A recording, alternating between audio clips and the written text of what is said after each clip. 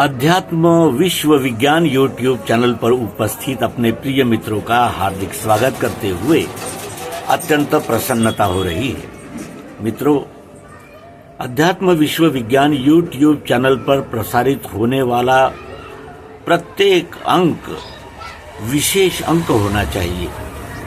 अध्यात्म विज्ञान को जन जन तक पहुंचाने का जो ये मानवीय और सार्वभौमिक कल्याण का मार्ग है, उसमें यदृच्छा से यथाशक्ति सहयोग के रूप में ये YouTube चैनल अपना मार्गक्रमण कर रहा है। कितना सफल है, कितना असफल है, इसका हमने कभी ध्यान नहीं रखा, लेकिन इस बात का ध्यान अवश्य रखा कि क्या हमारे मित्र सर्वांग योग से संबंधित अन्य वीडियोस पर आने वाली प्रतिक्रियाएं और लाइक्स, कमेंट्स स्वागतार्ह है, लेकिन हमारा प्रयास होना चाहिए कि हम श्रीमद् भगवद गीतोपनिषद के समन्वित उस सत्य को पा जाएं जिसे पाकर अर्जुन मोह मुक्त हुआ था, उसे स्थायी आनंद की प्राप्ति हुई थी और वो अपने कर्तव्य में तत्पर हो गया था। वो कौन सी युक्ति है? ये सर्वांग योग जो भगवान श्री मायानंद जी चैतन्य इन्होंने मानव के सम्मुख रखा है और कहा है कि ईश्वर प्राप्ति के लिए होने वाले सभी प्रकार की उपासनाएं, पद्धतियां, प्रार्थनाएं ये तब तक सफल नहीं हो सकती जब तक हम उसे प्रत्यक्षतः नहीं जान लेते। श्रीमद् भगवद गीता समन्वित अध्यात्म विज्ञान को जाने बगैर हमारा आध्यात्मिक प्रवास शुरू ही नहीं होता, क्योंकि जब तक हमें विषय का परिचय न हो और विषय वस्तु की पूरी जानकारी न हो, हम अन्य कितने ही एपिसोड्स हम देखेंगे, समझने का प्रयास करेंगे। विशेषता श्रीमद् भगवद गीता भी तभी समझ में आती है जब हम सर्वांग योग को समझ लेते हैं।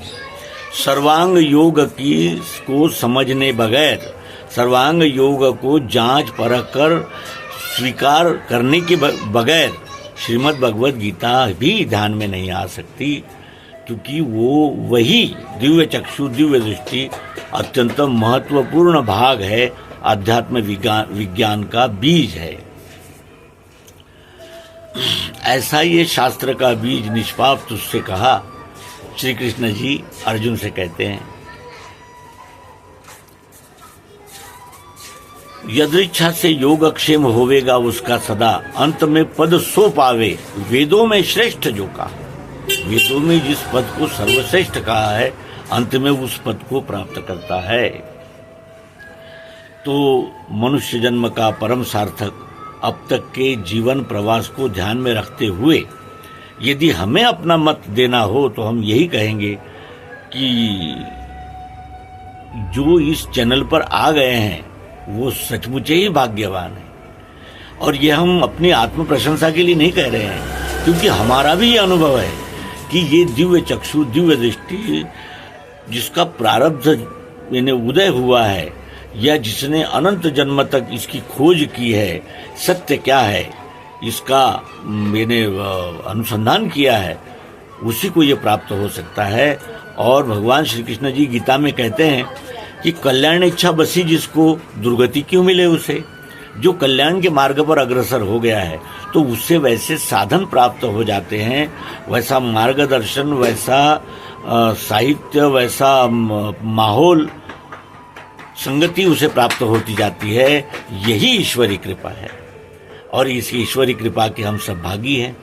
अध्यात्म विश्व विज्ञान यूट्यूब चैनल को जन जन तक पहुंचाना ये अब आपकी जिम्मेदारी है, क्योंकि हमारी शक्तियां, हमारी मर्यादाएं, हमारे अनेक प्रकार के जो ये है बैरिकेड्स है, उसको हम उतना ही ये कर सकते हैं।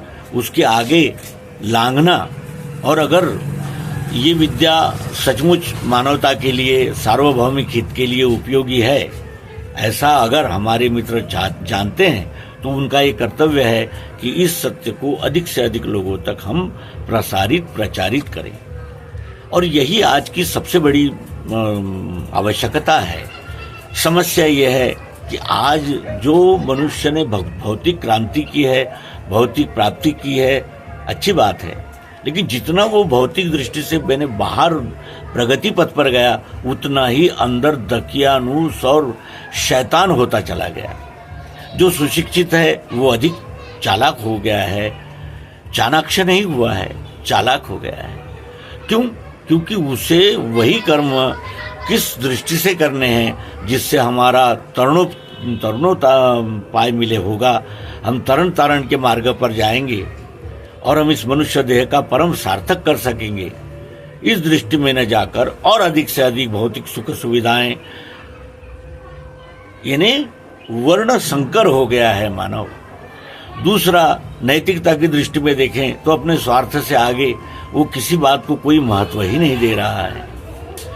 इतने अमानुष तमोगुणी कलियुग के प्रसंग में ये विद्या का क्या महत्व है, ये अपने मित्रों को और अधिक विवरण करके समझाने की आवश्यकता न समझते हुए इस अल्प अंक को यहाँ विराम देते हैं। और आपने दिए हुए आशीर्वाद, प्रेम, सहयोग, मार्गदर्शन का हम सदैव स्वागत करते हैं, करते रहेंगे और आपके आशीर्वाद के ही, आपके स्नेह के ही आकांक्षी थे और रहेंगे। धन्यवाद। नर्मदे हर। सद्गुरु भगवान की जय। विश्वरूप परमात्मा की जय। ओम शांति शांति।